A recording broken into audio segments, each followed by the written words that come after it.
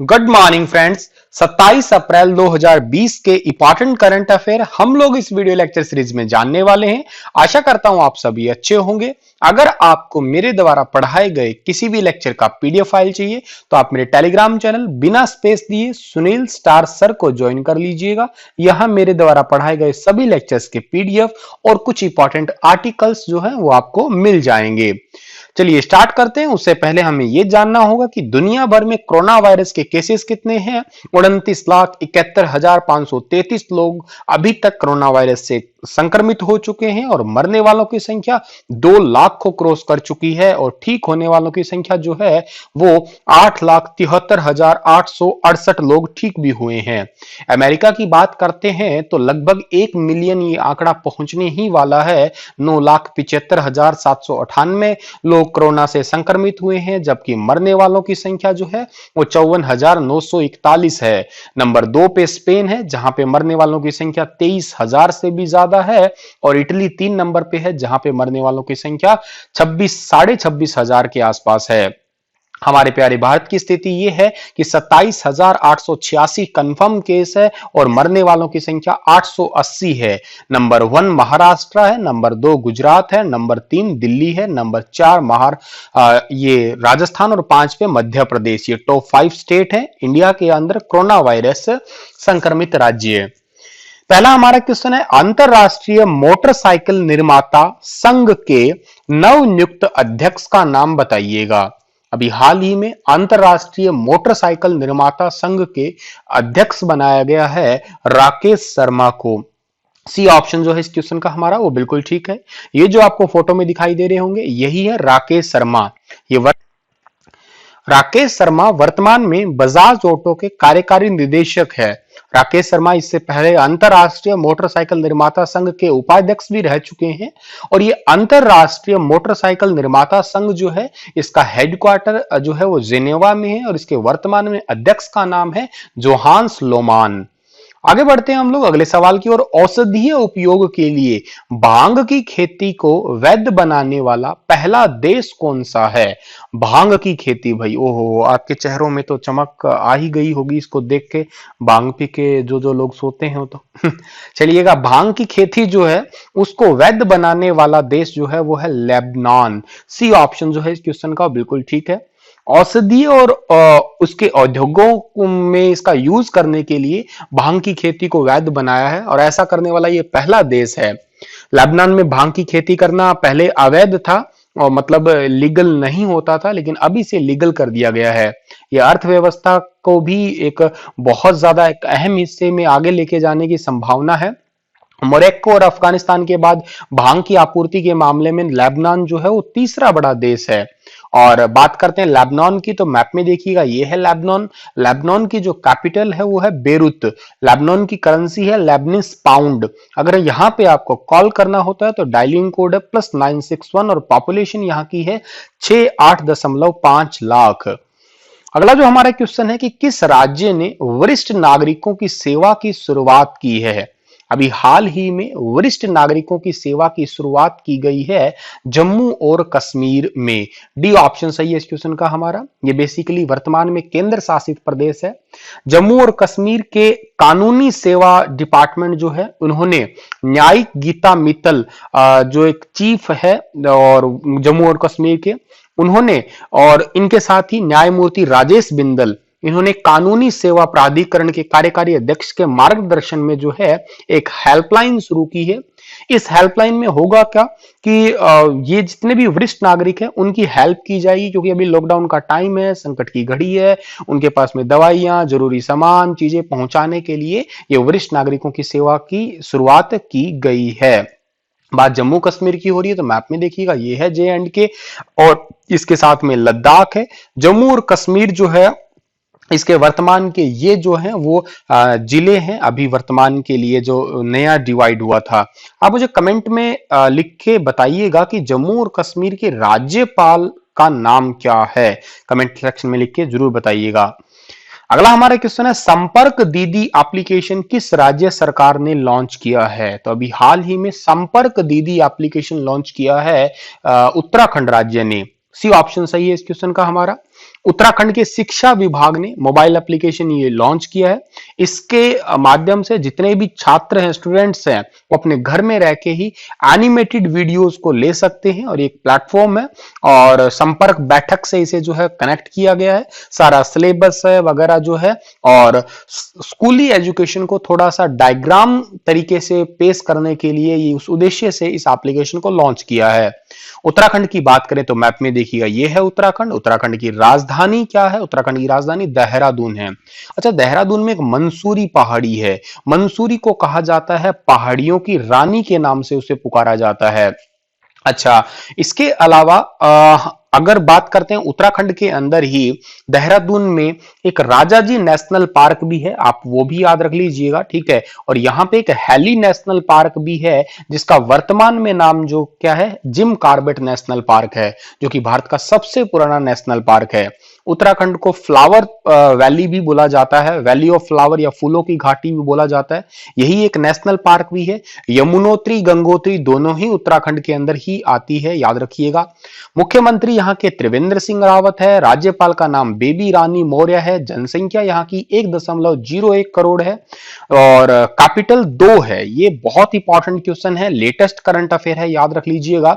अभी थोड़े दिन पहले ही देखिएगा, देहरादून तो कैपिटल है ही यहाँ की, लेकिन गर्मियों के अंदर इसकी कैपिटल जो है वो गैरसैंण बना दी गई है। वो बहुत इंपॉर्टेंट है आने वाले किसी भी पेपर के लिए। अगला क्वेश्चन है, हाल ही में रक्षा मंत्री श्री राजनाथ सिंह ने भारत के पहले mobile virology research and diagnostic laboratory MVRDL का अनावरण किया है। यह लैबोरेटरी जो है वो किस जगह पे स्थित है? तो अभी हाल ही में mobile virology research and diagnostic laboratory जो है इसको लॉन्च किया है रक्षा मंत्री राजनाथ सिंह ने हैदराबाद के अंदर। बी ऑप्शन जो है इस क्वेश्चन का हमारा ठीक रहेगा। ये लैबोरेटरी आपको फोटो में नजर आ रही होगी। इस लैबोरेटरी को बनाया है DRDO ने, यानी कि डिफेंस रिसर्च डेवलपमेंट ऑर्गेनाइजेशन ने बनाया है। और इसके अंदर क्या है, बहुत सारे मल्टीपल सैंपल्स लिए जा सकते हैं। एक दिन में 1000 से ज्यादा जो है सैंपलों पे टेस्टिंग की जा सकती है इसके अंदर। और कोरोना वायरस पर रिसर्च करने की इसमें सारी सुविधाएं होंगी और आने वाले समय में देश को और बेहतर मार्ग पे ऐसे वायरस वगैरह या ऐसी कोई भी बैक्टीरिया या कोई भी ऐसी डिजीज है उनको रिसर्च करने के लिए लैबोरेटरी जो है बहुत ज्यादा मदद करने वाली है। राजनाथ सिंह आपको फोटो में दिखाई दे रहे होंगे और कोरोना इसको DRDO ने बनाया है। यकीनन आपके जहन में सवाल आ रहा होगा कि ये DRDO तो सर मिसाइल बनाया करता था, आजकल आप रोज करंट अफेयर में पढ़ा रहे हैं, कभी ये बना रहा है टेस्टिंग किट, कभी बना रहा है सुसाइड बैग, कभी कैसा ही बैग। तो मतलब ये क्या है, देखिएगा संकट की घड़ी है। बहुत अच्छी बात है कि ये ऐसे काम किए जा रहे हैं और वैसे वक्त बदल चुका है, तो वक्त बदल गया तो वक्त के साथ में चीजें भी बदल गई। ऐसा मेरा मानना है कि लॉकडाउन के बाद में आप सभी में बहुत एक गजब का बदलाव पाएंगे। आप अनबिलीवेबल होगा, सब कुछ चेंज हो जाएगा इस के अंदर। सबके तौर तरीके, आदतें, इवन आपकी भी आदतें बदल जाएंगी अब तो। यूनेस्को ने किस स्थान पर विश्व पुस्तक राजधानी 2020 के रूप में नामित किया है? बेहद इंपॉर्टेंट सवाल है, आने वाले किसी भी पेपर के लिए बहुत जरूरी सवाल है ये। यूनेस्को ने विश्व पुस्तक राजधानी यानी कि जो कह सकते हो इसे आप लोग बुक टाइटल, बुक कैपिटल के रूप में जो है ये नियुक्त किया है या ये नामित किया है कुआलालंपुर को।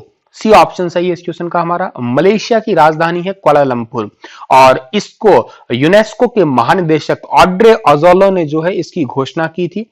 इसके लिए ये क्यों की जाती है? क्योंकि कुआलालंपुर 2001 के बाद में जो है वो बेसिकली क्या है, कोई भी शहर वो होता है जो बुक्स को पढ़ने के लिए, केयरिंग थ्रू रीडिंग करने के लिए, इसका एक आदर्श वाक्य भी रखा गया था, या बुक्स कैपिटल के रूप में सबको शेयरिंग किया करता है, या कई सारी गतिविधियां भी आयोजित की जाती है, किताब पढ़ने के लिए प्रचार में भी मदद किया जाता है। इसके लिए यूनेस्को वर्ल्ड बुक कैपिटल जो है उनको नियुक्त करता है। कुआलालंपुर को मैप में देखिएगा, ये है मलेशिया और मलेशिया की कैपिटल है कुआलालंपुर। इधर है कुछ इधर है द्वीपों के रूप में बसा हुआ है ये।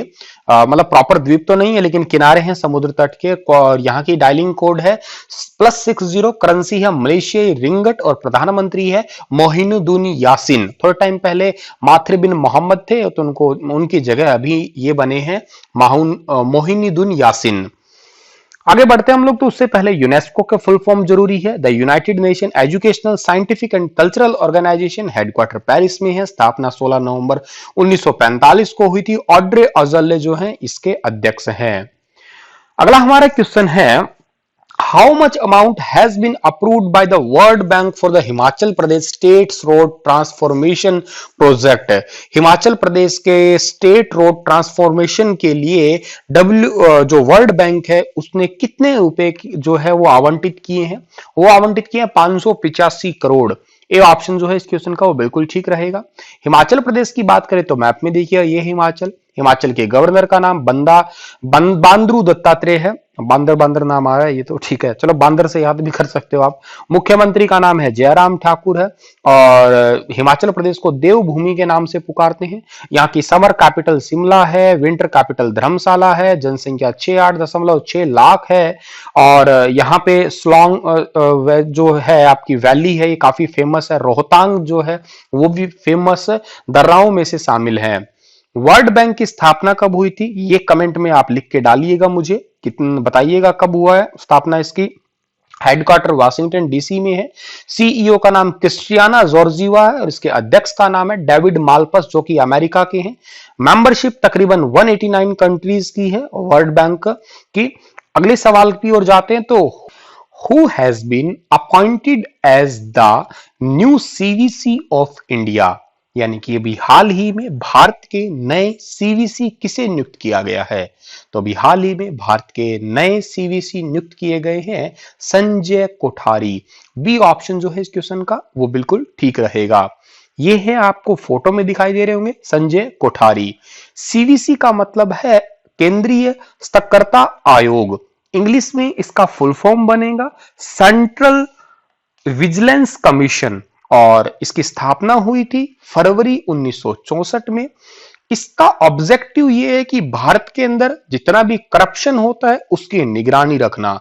हेडक्वार्टर न्यू दिल्ली में है और फर्स्ट एग्जीक्यूटिव का नाम है नित्तूर श्रीवास्तव राव और करंट एग्जीक्यूटिव है केवी चौधरी। आगे बढ़ते हैं तो the world intellectual poverty day is celebrated every year, यानी कि विश्व बौद्धिक संपदा दिवस जो है हर साल कब मनाया जाता है? तो विश्व बौद्धिक संपदा दिवस मनाया जाता है हर साल 26 अप्रैल को।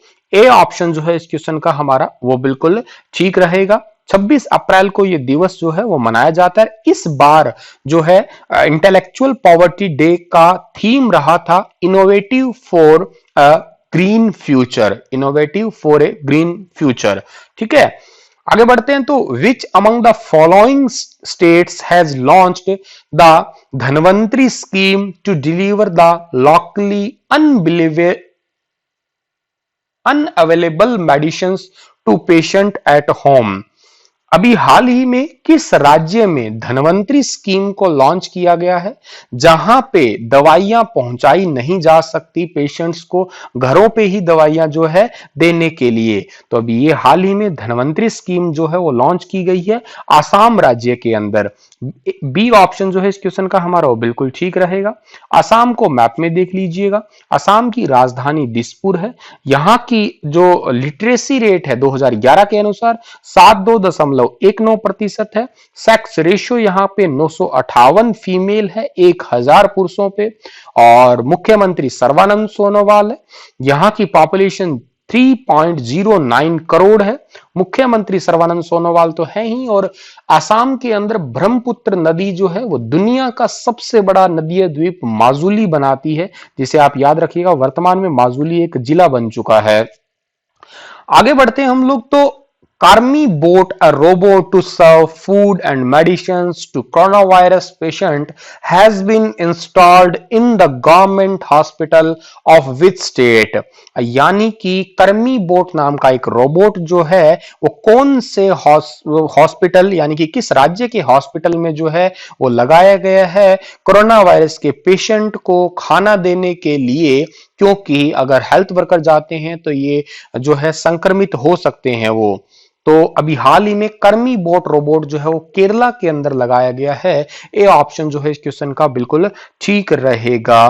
केरला के अंदर लगाया गया है। ये इंडियन एक मेड रोबोट है जिसके अंदर दवाइयां वगैरह जो है वो डाल के पेशेंट के पास में ले जाई जाएगी। इसमें कैमरा और पहले ही जियो लोकेशन जो है वो डाल दी जाएगी और मैप वगैरह सेट कर दिया जाएगा ताकि ये रूम से रूम जो है वो मूव कर सके। बात करता हूं केरला की, तो मैप में देखिएगा ये केरल की राजधानी तिरुवनंतपुरम है। केरल के मुख्यमंत्री का नाम पिनराई विजयन है। केरल के राज्यपाल का नाम आरिफ मोहम्मद खान है। केरल की जनसंख्या 3.48 करोड़ है। केरल को साइलेंट वैली के नाम से भी पुकारते हैं और केरल के अंदर कोची एक पोर्ट है और केरल के अंदर कोची ही एक इंटरनेशनल एयरपोर्ट भी है जो कि 100% सोलर एनर्जी द्वारा चलता है। अगला सवाल है कि messengers room is a group video chat service launched by which company. Messenger room जो है ये एक वीडियो चैट एप्लीकेशन है। ये कौन सी कंपनी ने लॉन्च किया है? ये फेसबुक ने लॉन्च किया है। जैसे थोड़े दिन पहले आपने देखा होगा जूम के बारे में, एक साथ कई सारे लोग वीडियो चैट कर सकते हैं। ऐसे ही मैसेंजर जो है रूम, इसमें 50 से भी ज्यादा लोग जो है एक साथ वीडियो चैट कर सकते हैं। फेसबुक ने इसे किया तो फेसबुक की स्थापना की थी मार्क जुकरबर्ग ने। इसके सीईओ का नाम जो है वो है मार्क जुकरबर्ग। इसके सीएफओ का नाम डेविड वर्नियर है।